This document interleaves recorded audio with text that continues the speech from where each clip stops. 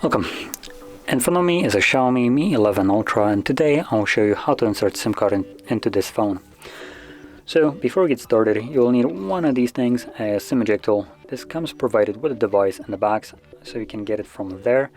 You could also use a paper clip as a alternative option. Just straighten out on the end, one of the ends, and it should work just as well. Now I'll also mention for the paper clip, it works with one of those that don't have that plastic wrap around them. If you do, you will need to peel it off, otherwise usually the metal will be still too thick to actually fit in. So anyway, once you have either a paper clip or the tool, to pop off the cover if you have one on, and then pop out the tray, which is located at the bottom of the phone, as you can see right over here. So place the pin right in here, as you can see, push the pin in. Whoops.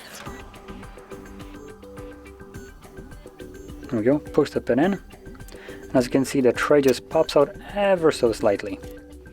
And in here we have a space for a SIM card on either side, so you can occupy either one of those or both, depending on what you want to do.